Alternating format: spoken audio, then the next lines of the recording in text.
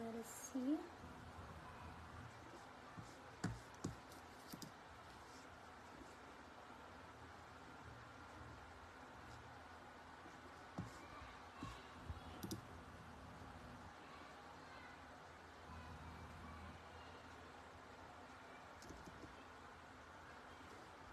Hi guys.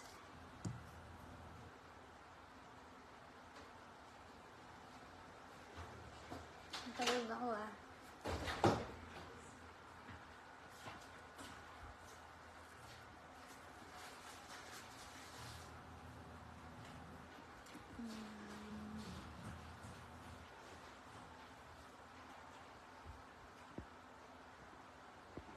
Ano makikita dito?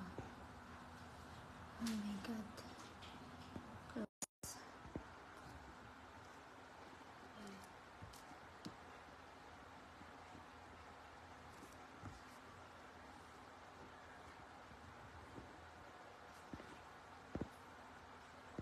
Oh, makikita yun. Ayan. Hi guys.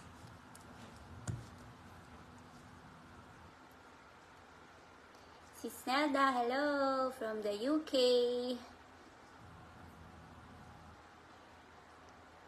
Nag-attempt pa ako kaninang mag-live ng umaga. 8:45. Kasi nga sobrang saya, sobrang inspired. Sobrang dami ng mga magagandang blessings na dumarating. Kaya nakapag-live ako kaninang umaga 8:45. Tapos pakapi-kapi pa ako, ganyan, pa-relax-relax. Tapos naalala ko, nagtatrabaho pa pala ako. Nagtatrabaho pa pala ako, hindi pa pala ako retire. Kaya, nung naisip ko yun, in-stop ko agad yung live video ko kanina, yung go live ko kanina. Tapos sabi ni Sis Janet, asan ka na, nawala na yung live mo, sasali daw dapat siya sa live. Pinatay ko na kasi nga, naalala ko, may trabaho pa pala ako, hindi pa pala ako nakakapag-retire. Kala ko kasi naka-retire na kami. So, yun. Kanina, relax.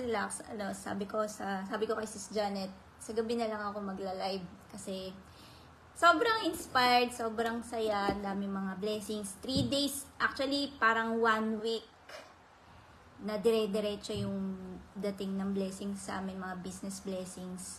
And sobra akong namomotivate, sobra akong nai-inspire. And parang minamadali namin, pinapabilis na ni Lord yung pag-early retirement namin. And sa tingin ko, parang hindi na para din sa amin yung kung bakit ko nakita yung business. Hindi na para din sa sarili. Hindi lang pang personal. Parang meron na talaga siyang mas malalim na purpose. Mas malalim na dahilan kung bakit gusto ko siyang i-share sa inyo.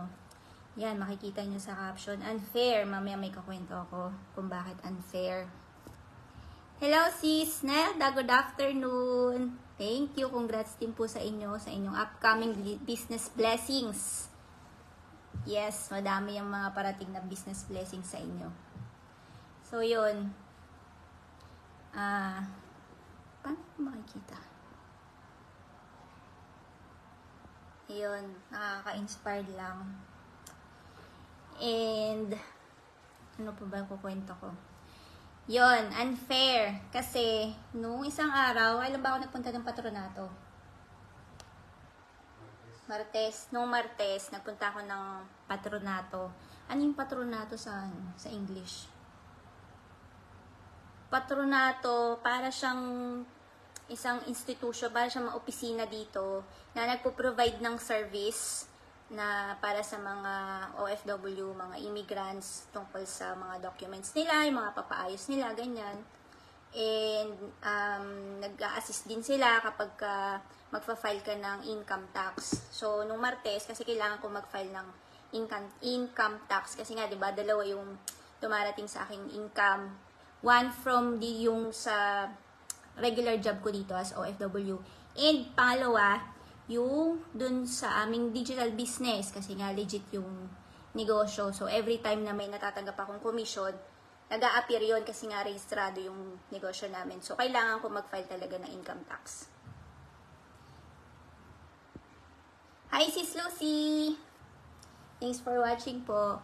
So, yun, habang nandun ako sa patronato, pagpasok ko, meron ako nadatnan na isang sinanay. Siguro mga, basta may edad na siya. So, since yung opisina kasi ng patronato, bukas na bukas siyang ganun. So, ma-overheard mo talaga kung ano yung mga pinag-uusapan doon sa kabilang table. So, magkakatabi lang yung table na ganun. So, nung pumasok ako, medyo parang intense na yung sitwasyon doon. Kasi nga, parang mainit na yung ulo nung ninanay na yun, nadatnan ko doon, parang sumisigaw na siya. And everything, parang galit siya. So, yung una, hindi ko alam kung ba't siya nagagalit. Nung umupo na ako, so yung nag-a-assist sa akin na nagpa-file sa akin ng income tax ko, ito yung table. Tapos, yung sila nanay, nandun lang sa kabila. So, rinig na rinig. So, kahit ayaw kong makimarites, ayaw kong makichismis, rinig na rinig talaga. So, yun, naintindihan ko kung ano yung naging problema ni nanay. So, ang pagkakaintindi ko, kaka 67 years old lang ni yung nanay na nagsisisigaw doon sa patronato. And parang nagpa-assist siya doon sa patronato na yon para doon sa pension niya. Kasi nga 67, once na pagpatak mo ng 67, ang alam ko, eligible ka na makakuha ng pension dito sa Italia. So siguro ganun yung naging problema niya. Nagpa-assist siya sa patronato para makuha niya yung pension niya. But then, sa pagkakarinig ko, parang hindi pa daw siya qualified na makuha yung pension niya kasi kulang pa siya ng 13 na contribution. So, galit na galit yung yung sinanay kasi nga syempre ine-expect niya na by the age of 67, after niyang magtrabaho ng pagkahaba-habang panahon, tapos pagdating niya sa age na yun, yung ine-expect niya na magpe-pension na siya, hindi pa pala. So, meron pa siyang kulang na 13 na contributions na kailangan gawin. So, 13 months contribution. So, parang 1 year and 1 month pa niyang kailangan magtrabaho para makuha niya yung pension niya ng buo. Unless, kapag kukuhain na niya yun, ang pagkakarinig ko, parang pwede naman na niyang kuhain, pero sosyali lang. Which means na, hindi yung amount na ine-expect niya yung makukuha niya as pension. So, yun. Parang nung medyo naintindihan ko na kung bakit nagrarant si nanay, bakit nagagalit, bakit naghihiyaw doon. Parang, alam niyo yung naawa ako. Kasi, tapos tinignan ko tinignan ko yung si kababayan, si nanay, na nagrarant doon, na nagagalit. Alam niyo yung parang nakakadurog ng puso kasi ang tanda-tanda na niya. Tapos yung mukha niya parang, alam niyo yung pagod na yung parang last resort na lang niya inaantay para hindi na siya siguro magtrabaho ng mahabang oras yung pension niya by the age of 67. Pero wala pa din.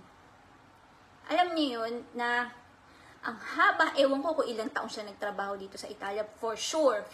Mahabang taon yon, mahabang pagod yon, mahabang taon na pagod, mahabang sakripisyo yun. Kasi imagine, 67 na siya eh. 'Di ba? So, nung nakita ko siya, tinignan ko siya, parang alam niyo parang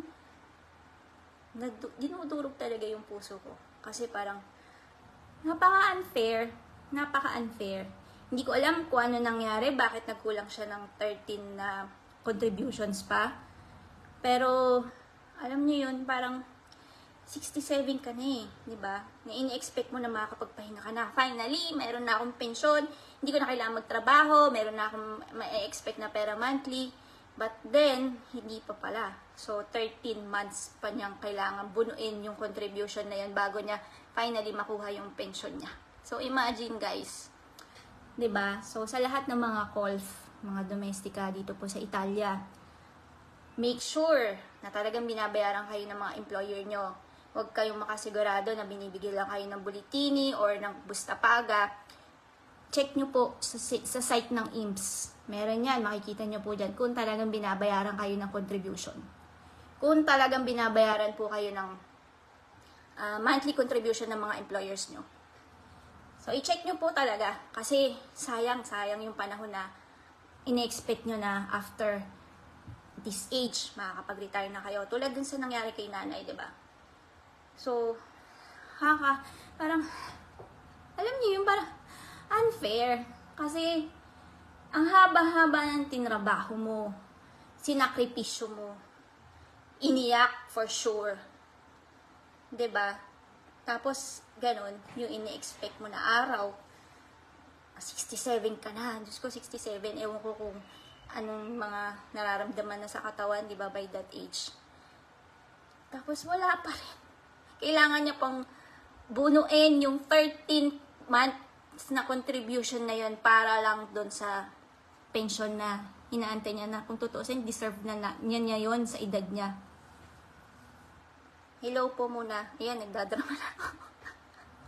Paiyak na ako dito kasi naalala ko yung mukha ni nanay. Talagang nung paglingon ko sa kanya, alam niyo yung matanda na lumalaban pa rin. Lumalaban pa rin siya. Na kita mo sa mata niya. Kita mo sa mata niya na meron pa rin. Lumalaban pa rin siya. Pero yung pag-asa niya na makukuha na sana niya yung pensyon niya, wala pa rin. Kailangan niya pa magtrabaho ng 13 months. Yan. Iyak na. Hello sa ating mga viewers. Wala nga. Para ma-shake ang aking kadramahan. Sis Cheng. Hello. From Germany. Thanks for watching. Sis Marden Mendoza. Ang aking sis na magaling sa Reels. Nax. Thanks for watching, Sisi. Ang aking Sorella from Hong Kong.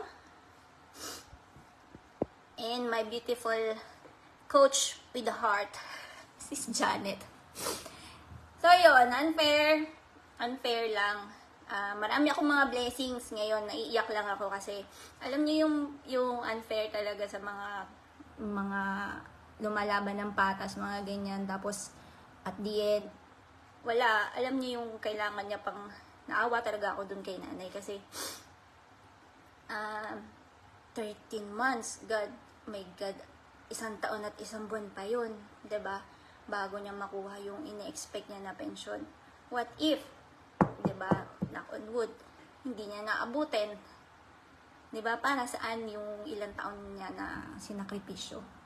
Para saan yung ilang taon niyang tiniis? Diba? Mali natin, marami siyang mga yung naiwan sa Pilipinas, mga anak, mga ganyan, para lang makapag-provide sa kanila, yung ilang taon na ganun. Diba? Kaya, sa lahat po ng mga nagtatrabaho dito sa Italia, make sure talaga na binabayaran kayo ng tama ng mga employers nyo. I-check nyo po yan sa site ng IMSS para makasigurado kayo kasi kayo na-expect nyo na kampante kayo na makakuha na kayo ng pensyon at the age of 67. Tapos, may kulang pala na contribution kasi dinaya kayo ng mga employers nyo, hindi kayo binayaran ng ilang months na contribution. Tapos, kayo kayo pa rin ang magbubuno nun. Diba? So, yun. Kaya, everyday talagang makikita nyo yung pagmumukha na to na sinishare namin yung business namin kasi nga hindi na para sa akin actually. Syempre, para may personal goals din kami, diba? Kaya lang, parang naging mission na talaga siya sa akin. Lalo na talaga after nung incident na yun sa patronato na kung wala lang ibang tao doon, talaga naluha ako. Kasi, naiintindihan ko yung rant ni nanay. Kasi talaga sumisigaw na siya. Galit siya, galit. Kasi parang sinisisi niya yung patronato, bakit daw ganun yung nangyari. Na kung totoo siya, wala naman talagang kasalanan yung patronato doon kasi sila lang naman yung mag-a-assist. Ang may kasalanan talaga doon yung employer. yung employer ni nanay, na hindi siya binayaran ng 13 months. Kapanggigil. Yan. Tumulo na isipo ko. Diba? Kasi, yung nakikita kasi nanay ko, hindi pa naman siya 67, pero malakas pa siya. Pero imagine nyo yung 67 years old na nanay mo, na nagtrabaho ng ilang taon abroad. Diba? Tapos, malalaman lang niya na hindi pa rin pala niya makukuha yung pensyon niya. Ay.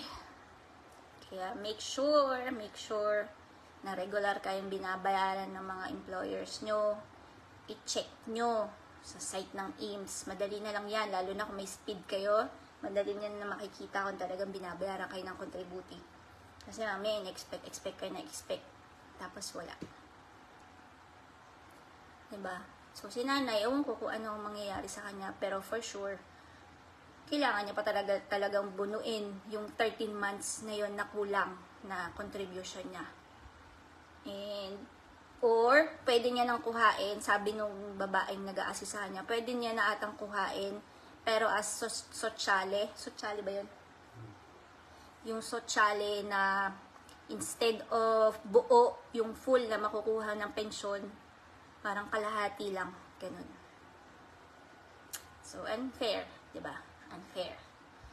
Kasi, sino ba nag-invento talaga kasi na kailangan 67 ng pension? My God! Sino nag-invento na kailangan 67 years old ang pensyon? Dati nga, 60 lang yan eh. 60. Tapos ginawa nila ng 62, 65. Tapos ngayon, 67 na. O, huwag kayo magtaka, after 5 years, after 6 years, magiging 70 na yan. Bago natin makuha yung pensyon natin sa gobyerno, yung pinagtrabahuhan natin ng ilang taon, 70 years old bago natin mapakinabangan. Do you think that's fair? No, that's not fair. Kasi 70 years old, paano mo pa mai-enjoy yun? And do you think na pagdating ng 70 years old mo, yung makukuha mong pensyon, enough yun sa magiging expenses mo? 'Di ba? Lalo na yung mga magpe-pensyon na tuuwi sa Pilipinas, that won't be enough. Kasi, gamot mo pa lang, lalo na kung may maintenance ka na, grabe, ang mahal ng mga gamot sa atin. Ang mahal magpa-check up sa atin. Diba? So, life is unfair.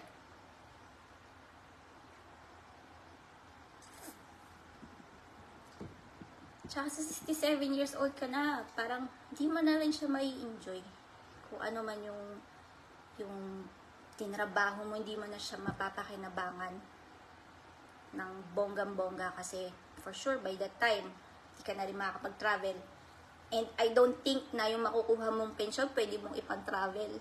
I don't think that would be enough. Diba? So, hindi ko nakuha yung Facebook ni nanay. Sana pala kinuha ko ang kanyang Facebook. Pero awang-awa talaga ako. Awang-awa talaga ako. Galit siya. As in, galit talaga siya. Naghihiyaw siya doon. Naghihiyaw siya doon sa patronato and I totally get her. Nagigets ko yung pinaguhugutan niya. Grabe, 'di ba? Siguro 50 years old pa lang siya ay naasam-asam niya na yung 67 years old siya that day that finally hindi na niya kailangan magtrabaho. Finally makapag-retire na siya. Tapos wala. Alam mo yun, yung ina-expect niya na. Tapos wala. Kulang pa ng 13 months contribution.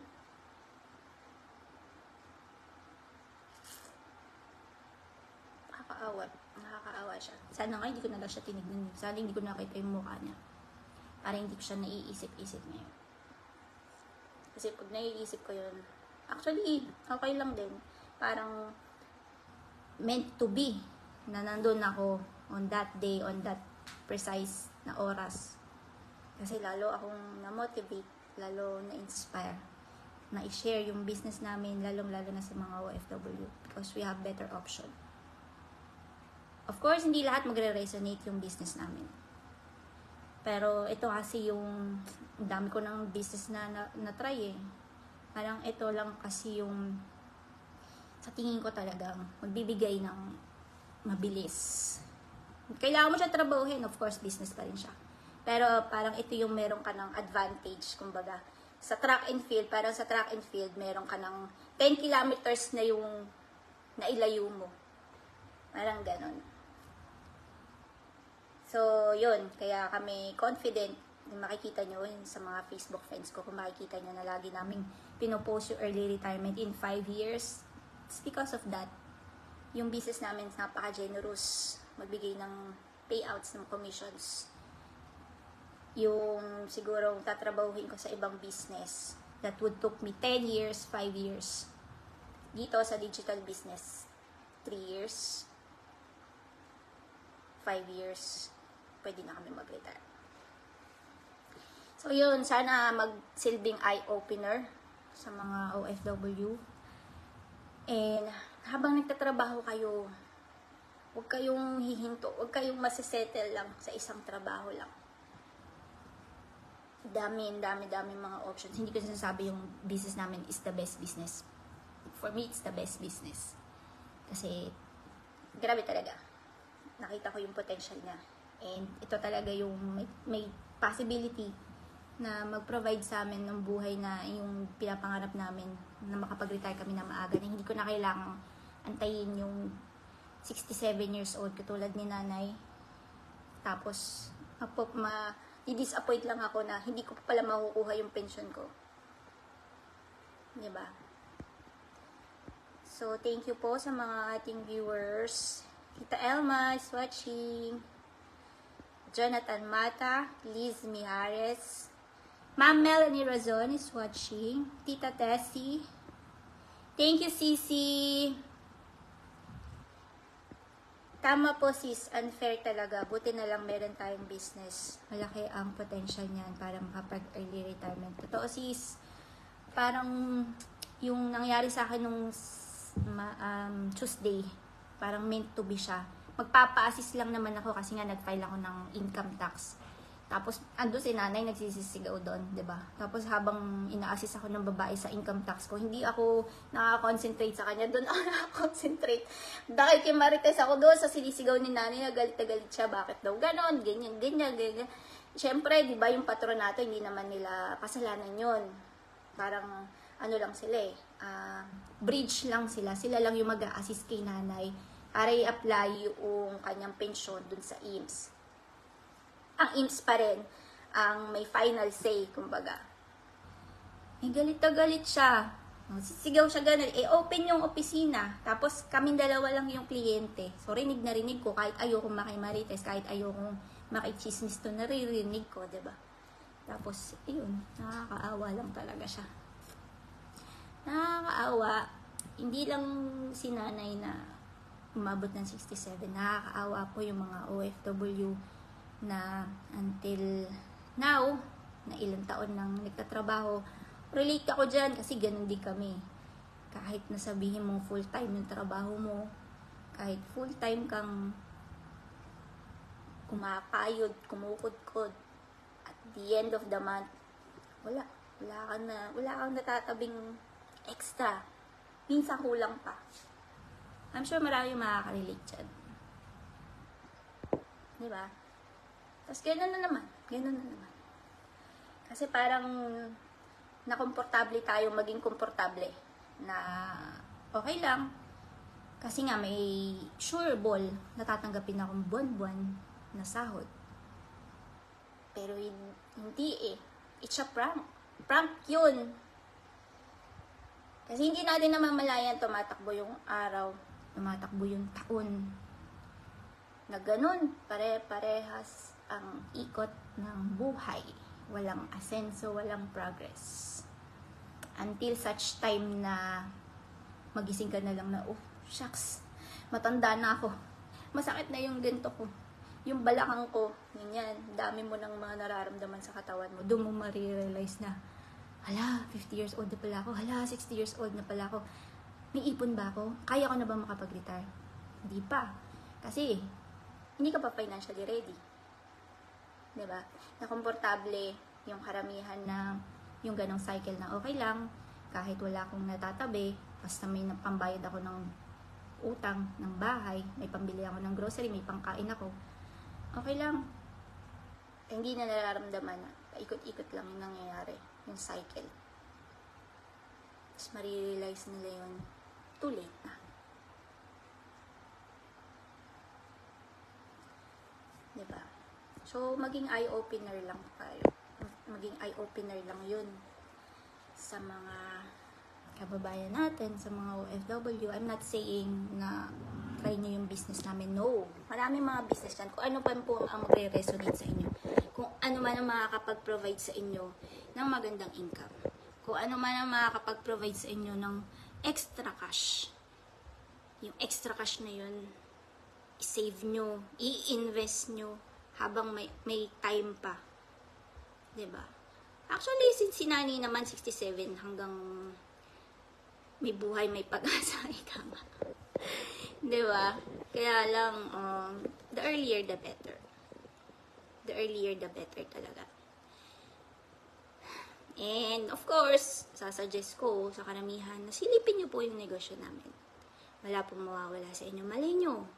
Ito rin yung makapag-resonate sa inyo na pag nakita nyo to, sabihin nyo na, wow, pwede na pala akong magbawas ng trabaho, makapag-resign after 5 years, after 8 years. Who knows, diba? Libre lang po ang pag-sign up. Pag nag-sign up kayo, may matatanggap kayong webinar. Bakit kailangan nyo manood ng webinar? Kasi wala po akong time na mag-explain sa inyo. Yun po yung kagandahan ng negosyo namin. So, yung webinar na yun, nandun po lahat ng mga yung complete information na kailangan nyo malaman tungkol sa negosyo namin. At kung paano ito possible na makatulong sa inyo financially. Hindi nyo na kailangang antayin yung 67 years old.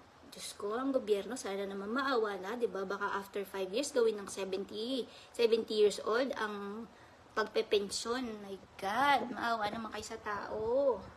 Diba?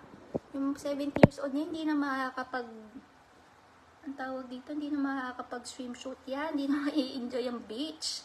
Hindi na makakapag surfing yan sa Siargao, hindi na makakapag island hopping yan, yung edad na yan, sa Coron, Palawan. Diba? Or pag nagpunta ng Venice, baka imbis na ma-enjoy yung view sa gondola, tulog ng ganun, diba? Kasi nga, matanda na.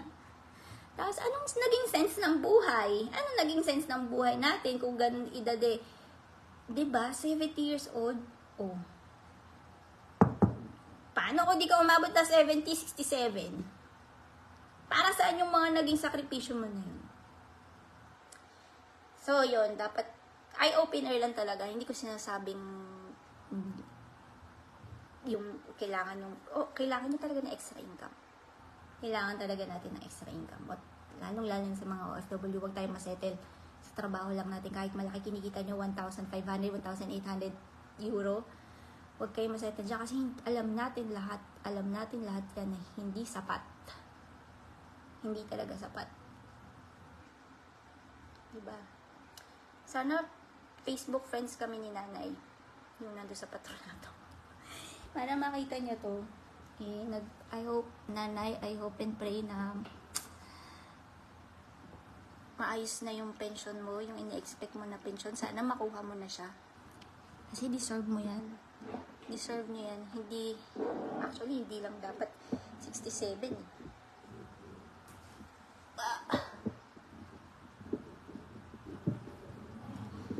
Diba?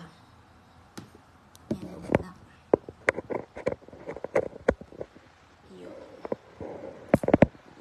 So, yun lang guys. Ang dami-daming mga business blessings. Pero naiiyak lang ako. Actually, nung isang araw ko pa to gustong i-live. Kaso, naging busy ako kahapon. Meron akong kausap. May katsikahan akong future digital business owner. Yes. At hindi ako nakapag-live kahapon. Kaya yun. Pero nung isang araw ko pa to gustong i-share sa inyo. Yung kay Nanay nga. Sana lang talaga umukay yung kanyang yung pension niya. Pero I doubt it. Pag ganun kasi talaga kailangan mo mag-antay, no? no, nag-aantay talaga siya ng kailangan niyang bunuin mo na yung 13 months niya na kulang na yun na contribution. I feel so bad. Tapos, alam niyo, nakatatak pa sa utak ko yung itsura ni nanay na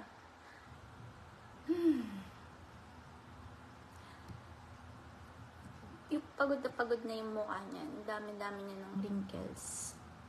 Tapos yung kamay niya, alam niyo yung parang kulubot na. Tapos parang ang dami-dami ng kalyo.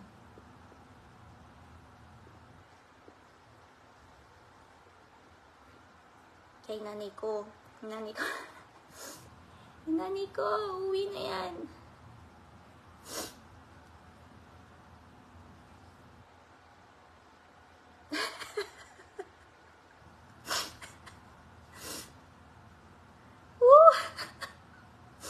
Naaawa lang ako kasi minsan lang tayo mabubuhay eh. 'Di ba? Hindi natin deserve yung habang buhay ka magtatrabaho.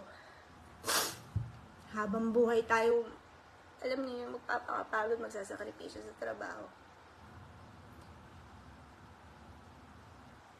Kaya sana, pray ko lahat ng mga makakapanood ng live na to.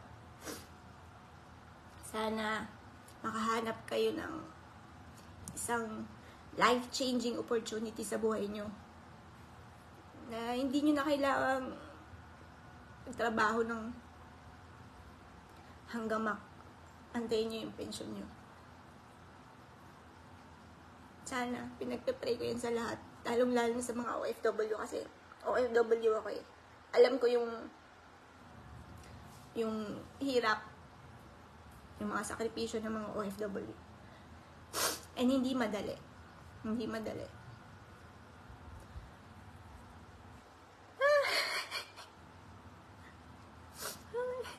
Minsan lang maglalay, magdadrama pa. So, yun. Sa mga nagtatrabaho po dito sa Italia, again, make sure na binabayaran kayong regular ng mga employers nyo. Check nyo po yan sa site ng IMSS. Huwag kayong makampante, magtiwala na yung sa Bulletini, Bustapaga, kayo mismo i-check nyo personally para huwag kayong magka-problema. And yung ine-expect nyo na yung binabayad sa inyo, dapat talaga binabayaran yun. So, yun lang. Yun lang po.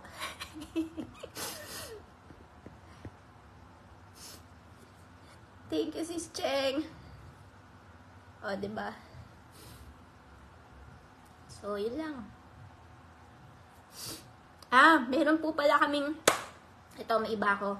Sa Sunday po, ito, napakagandang timing, kumbaga. Sa Sunday po, meron kaming go live with my CCs, mga digital business partners ko po. Meron kaming go live. Ang magiging topic po namin is all about the hardships, the struggles po ng mga OFW.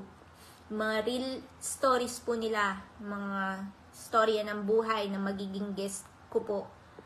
Sa Sunday, ikakwento nila yung mga naging struggles nila as OFW, yung mga totoong kwento nila, and kung paano sila natutulungan ng business namin na mag-thrive, na unti-unting mag-succeed, na unti-unting makapag-retire in the near future.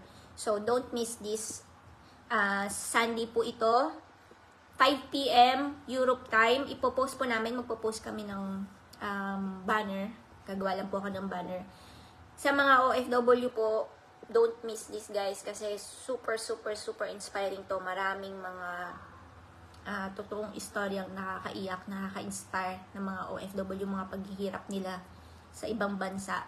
Maririnig nyo po yan on Sunday. So, stay tuned. Magpo-post po kami ng banner. So, yun. Lalo-lalo na sa mga OFW, panoorin nyo po yun. And see you all on Sunday sa aming Go Live. At Facebook Live po ito at 5 p.m. So, yun. Maria Luz is watching from New Jersey. Hi, sis!